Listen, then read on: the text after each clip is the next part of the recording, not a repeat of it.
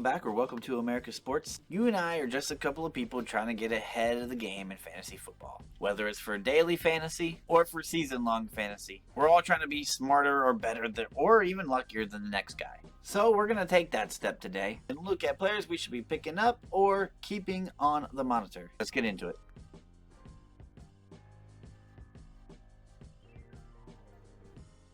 First off, Darren Waller is not playing. So if you're an owner of Darren Waller, you probably don't have a backup tight end. Maybe you do. Maybe you're also looking for a Kelsey replacement. Taysom Hill is going to be your best option at tight end. I think Hayden Hurst could be in line for a pretty steady, productive year.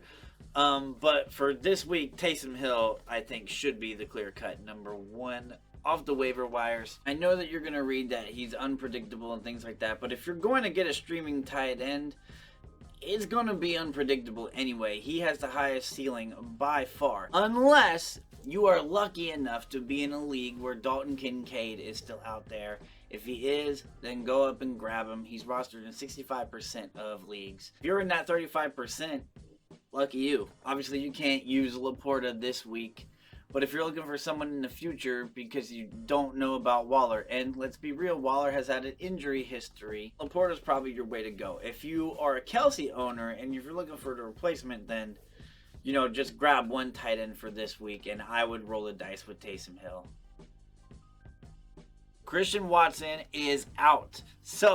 And Romeo Doubs is also questionable. But even if Doubs plays, Jaden Reed is someone that if you're playing daily, you have to buy him. And he's also someone you think about putting on your fantasy team. If you remember, Doubs missed games last year, and it's a whole new quarterback, which could mean a whole new offense, which means almost the perfect situation for Reed. And Jaden Reed is a versatile guy. Also can punt, kick return, and he can run the ball. A couple more wide receivers that I think you should look out for is Jameson Williams. He's only rostered in 16% of ESPN leagues. If you want to just grab another wide receiver or feel like you have an extra spot, maybe you win a couple of games early in your league, Jameson Williams is a perfect get. He's going to fill in as that number 2 wide receiver in Detroit, a team that is going to score some points. I'm also a big Marvin Mims guy, so keep an eye on Marvin Mims there in Denver.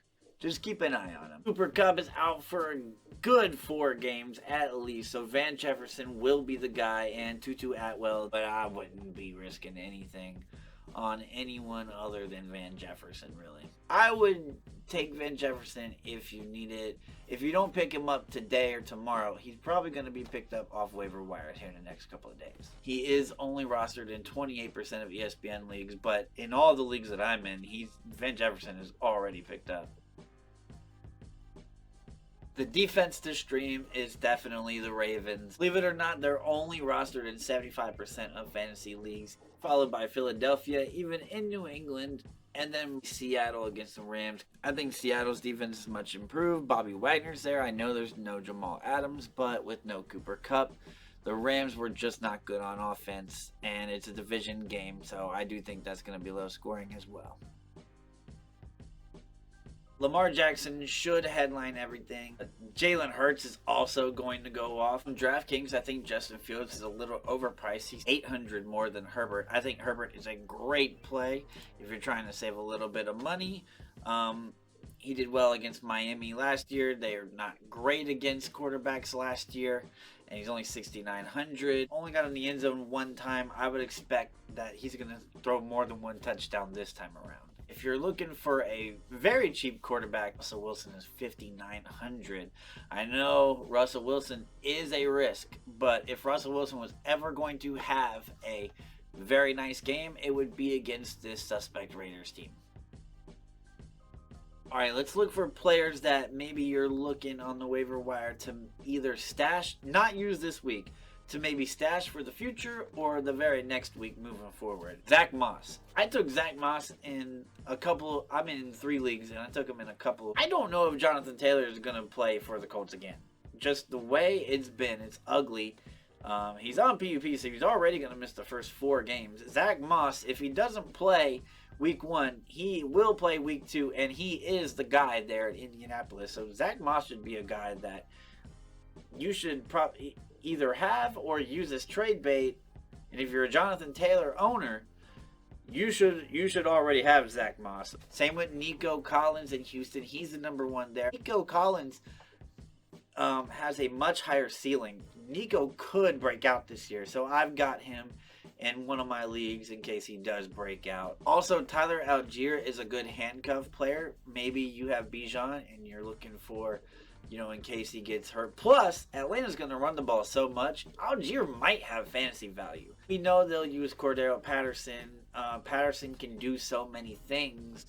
He's just a football player that he's another guy that I would eye. I know no one's thinking about him right now. But if one of those guys get injured, plus Patterson's going to be used to run, catch the ball, and I think he's going to return balls as well, punting and kicking. But anyways, that's going to do it for my week 1 fantasy roundup for tomorrow. There's not a whole lot in week 1 other than to prepare for some injuries that have already happened. We will be on the hunt for after these games. Week 2, week 3, it really, ramps up. Oh, let me know who your sleepers are, or maybe your handcuffs.